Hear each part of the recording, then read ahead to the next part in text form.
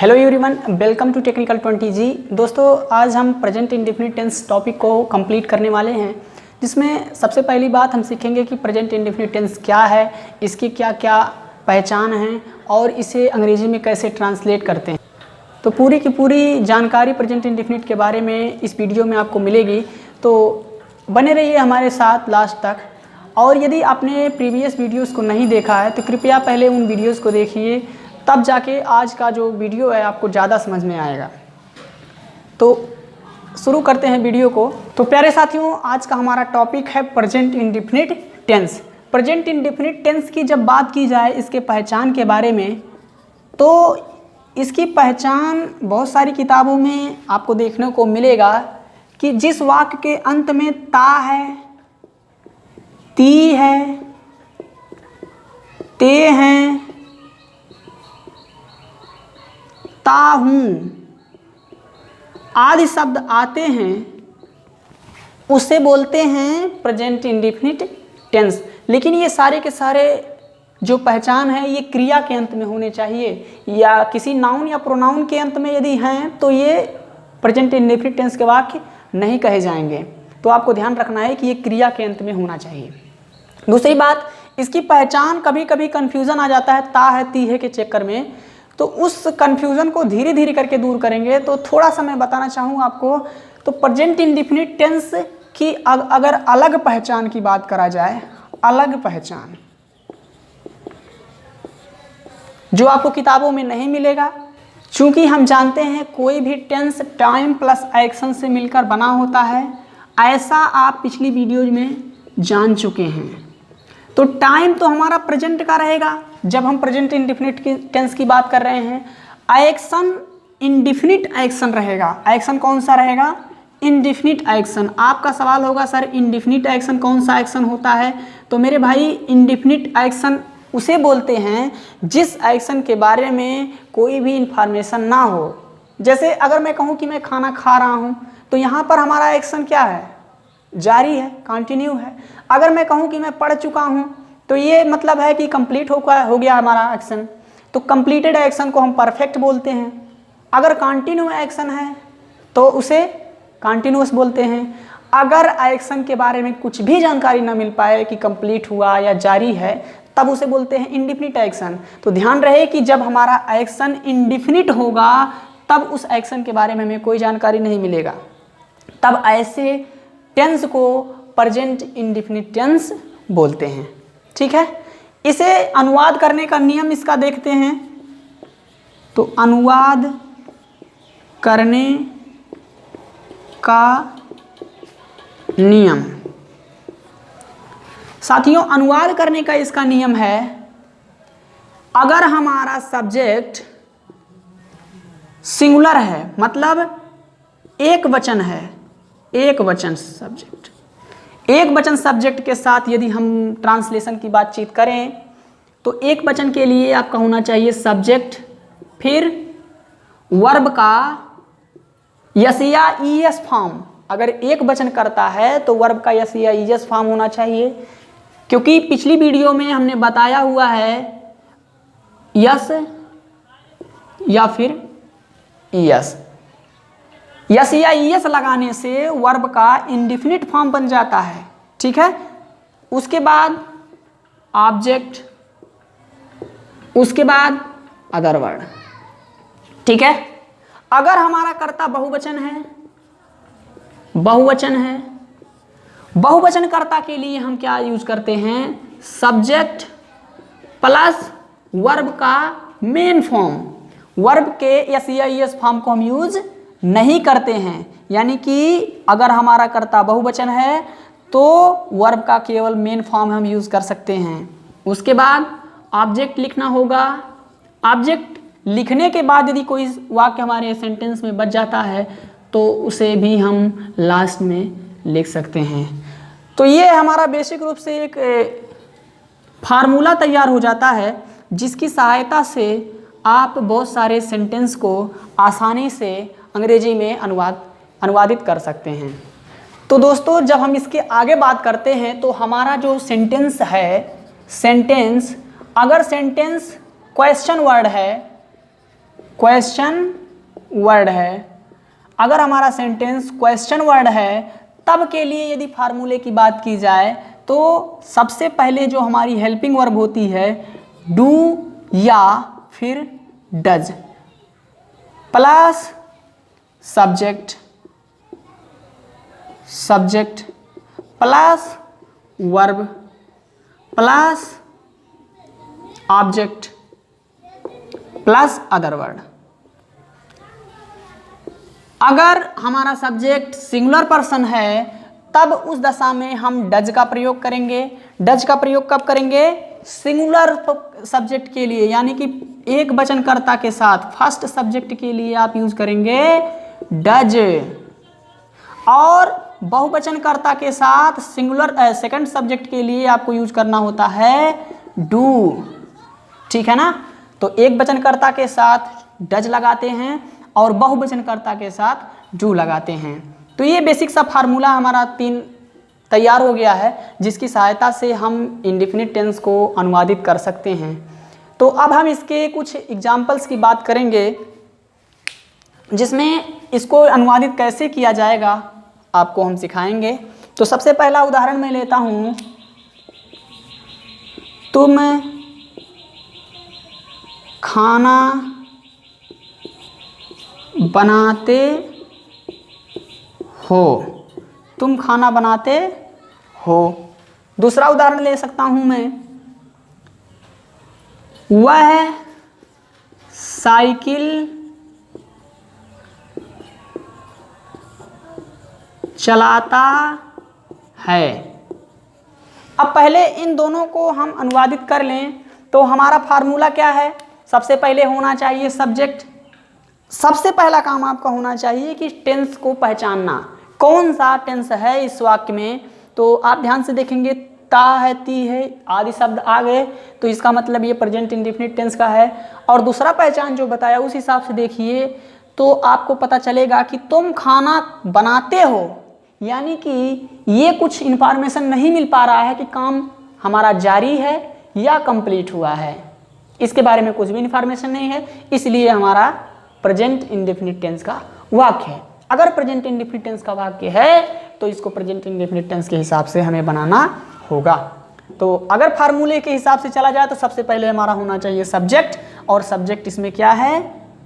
तुम। सब्जेक्ट भाई उसे कहते हैं जो हमारे वाक्य में एक्शन को यानी कि काम को संपन्न करता है, जो काम को कर रहा होता है उसे हम लोग बोलते हैं सब्जेक्ट। तो इसमें सब्जेक्ट है यू, चलिए यू हो गया। यू के बाद आपका होना चाहिए वर्ब, और वर्ब का कौन सा फॉर्म? यस या ईएस फॉर्म, क्योंकि इंडेफिनिट फॉर्म वही दिखाता है। तो यस या ईएस फॉर्म क्या होना चाहिए? बनाना। बनाना की अंग्रेजी मेक, या फिर प्रिपेयर, दोनों ले सकते हैं आप, प्रिपेयर। अब चूंकि ये बहुवचन करता है इसलिए हम इसका यस या ईएस फॉर्म नहीं यूज कर रहे हैं। तो यू प्रिपेयर फूड, तुम खाना बनाते हो। अगले एग्जाम्पल की बात की जाए, वह साइकिल चलाता है, तो इसकी अंग्रेजी ट्रांसलेट करिए।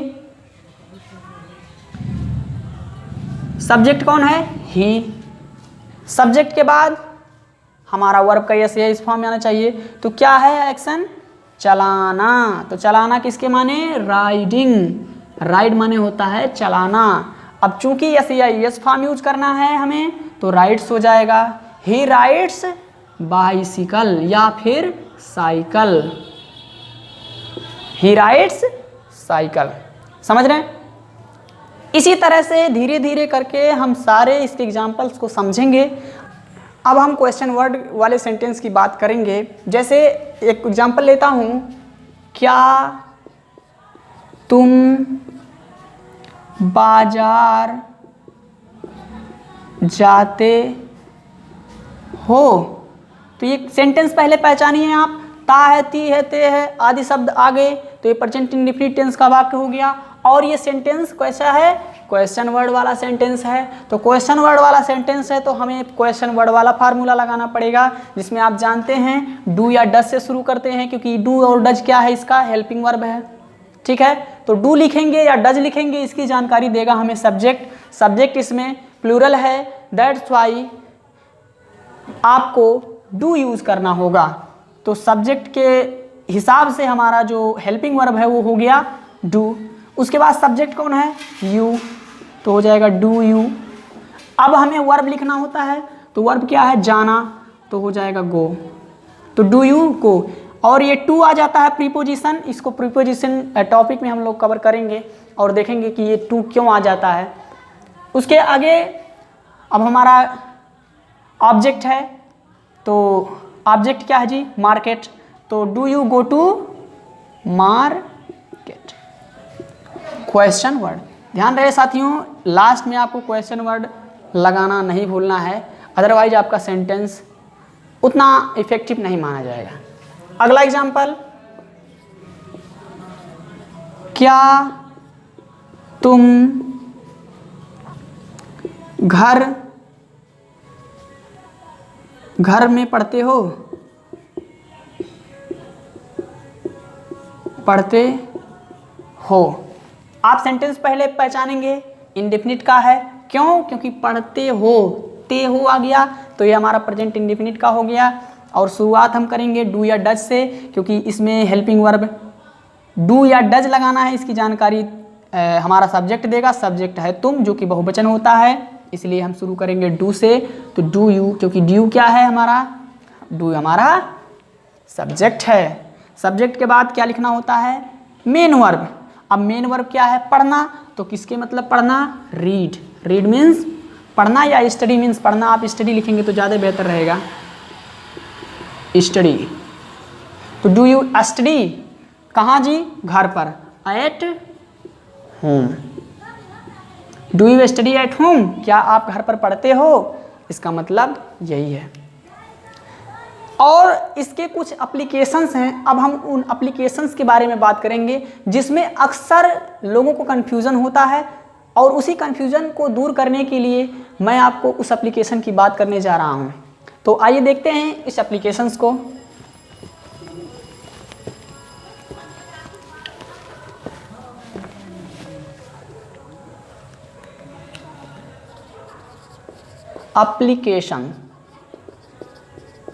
एप्लीकेशंस, इसका एप्लीकेशन नंबर एक ये है कि प्रेजेंट इंडेफिनिट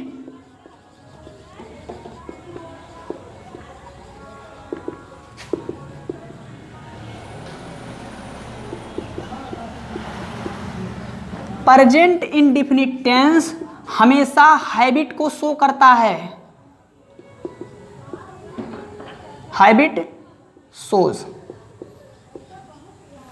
मेरे प्यारे साथियों, प्रेजेंट इंडेफिनिट किसको शो करता है? हैबिट को शो करता है। और यूनिवर्सल ट्रुथ को शो करता है। यूनिवर्सल ट्रुथ को शो करता है। उसके बाद अगर बातचीत की जाए तो ऑलवेज सेंस जब भी कभी हमें सेंटेंस में मिलेगा, ऑलवेज, जैसे मैं कहूँ कि मैं हमेशा चाय पीता हूँ या फिर हमेशा पढ़ता हूँ, तो ये ऑलवेज सेंस होता है। तो ऑलवेज सेंस को प्रकट करने के लिए आप किस टेंस का यूज़ करते हैं? प्रेजेंट इंडेफिनिट टेंस का यूज़ करते हैं। और इसके बाद अगर बातचीत की जाए तो आप फ्यूचर प्लानिंग जब करते हैं, फ्यूचर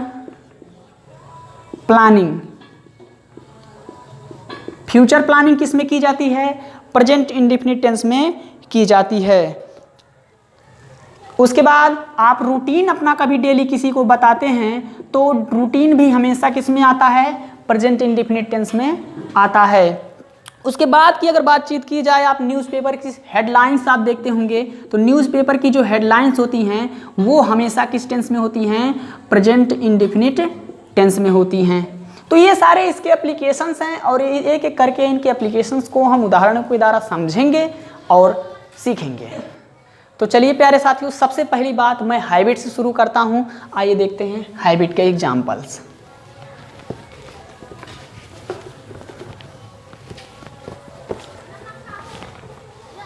हैबिट, जैसे मैं कहूँ मैं सुबह में नहाता मैं सुबह में नहाता हूँ। इसका मतलब ये है कि ये मैं अपनी हैबिट बता रहा हूँ। और जब भी आप किसी व्यक्ति का या अपना हैबिट कोई बताए तो समझ लीजिए कि ओनली एंड ओनली वो सेंटेंस प्रेजेंट इंडेफिनिट टेंस में होने वाला है। तो प्रेजेंट इंडेफिनिट टेंस में अगर ये वाक्य है तो हम समझ गए कि हमारा शुरुआत सब्जेक्ट से होगा और सब्जेक्ट है इसमें आई। उसके बाद वर्ब है। वर्ब है नहाना। तो वर्ब है क्या जी? नहाना। तो नहाना की अंग्रेजी होता है टेक बाथ। कि पहले इंग्लिश में नहाने की अंग्रेजी केवल बात हुआ करता था, लेकिन मॉडर्न इंग्लिश के हिसाब से अब इसके साथ में टेक जुड़ गया है, तो इसीलिए हमने टेक जोड़ दिया है। इसके लिए आपको बहुत ज़्यादा कंफ्यूज होने की ज़रूरत नहीं है। I take bath. अब चूंकि आई क्या है? सिंगुलर है, एक वचन करता है, और कभी कभी तो ये बहुवचन करता भी होता है। इसके बारे में आगे हम बातचीत करेंगे कि आई कब एक वचन करता होता है और कब बहुवचन करता होता है। इसके बारे में हम अगली वीडियो में बात करेंगे। I take bath in the morning. In the morning. दूसरा एग्जाम्पल लेता हूं। तुम रोज सुबह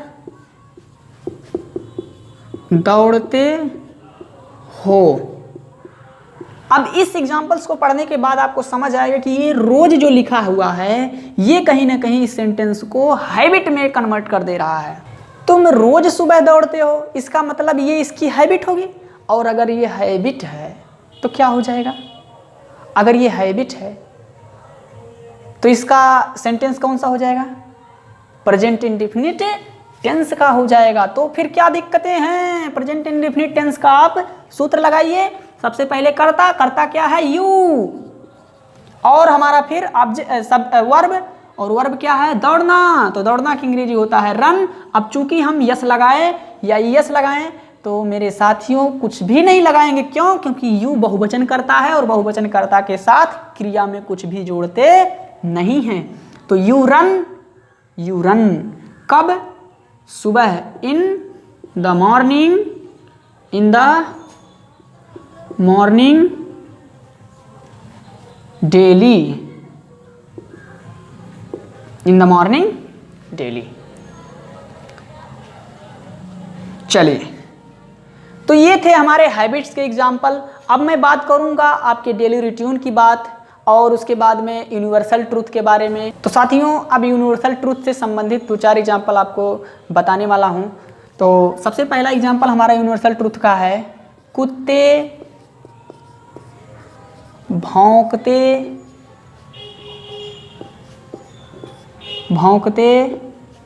हैं। अब आप जान रहे हैं कि ये इनकी आदत भी है और ये यूनिवर्सल ट्रुथ भी है। तो ये किस टेंस का वाक्य हो जाएगा? प्रेजेंट इंडेफिनिट टेंस का वाक्य हो जाएगा। आप जैसे इसको ट्रांसलेट करेंगे तो क्या होगा? The dogs bark. क्योंकि डॉग्स की क्या हो जाएगा? बहुवचन कर्ता, और बहुवचन कर्ता के साथ क्रिया में कुछ भी जोड़ते नहीं है। और अगले एग्जाम्पल की यदि बात करें तो अगला एग्जाम्पल हमारा हो सकता है, सूरज पूर्व में निकलता है या उगता है। तो ये भी हमारा यूनिवर्सल ट्रूथ है। तो इसे ट्रांसलेट करके देखते हैं। तो सबसे पहले हमें सब्जेक्ट लिखना होता है। तो सब्जेक्ट हमारा है सन। अब चूंकि सन सिंगुलर पर्सन है इसलिए क्रिया में यस या यस जोड़ेंगे हम। तो क्रिया हमारा है उगना या निकलना। तो उगना की अंग्रेजी होता है राइज। तो राइज में यस या यस जोड़ देंगे तो हो जाएगा राइजेस। Sun rises. उसके बाद इन द ईस्ट। सूर्य पूर्व में उगता है। इसके बाद यदि हम बातचीत करें तो हमारे न्यूज़पेपर्स के हेडलाइंस और डेली रिट्यून और हमारी लाइव सेशन, जैसे आप मैच देख रहे हैं या फिर कोई न्यूज़ देख रहे हैं तो लाइव जो भी कमेंट्री होती है वो सब हमारे प्रेजेंट इंडेफिनिट टेंस के होते हैं। इसके बाद यदि बातचीत करें तो कुछ ऐसे वर्ब हैं जिनका कॉन्टिन्यूअस फॉर्म यूज नहीं किया जा सकता। जैसे एक वर्ब है आपके सामने नो। नो मीन्स जानना। जैसे मैं एक एग्जांपल लिखता हूं, मैं तुम्हें जानता हूं। इसे ट्रांसलेट कर सकते हैं हम आई नो या KNOW नोइंग।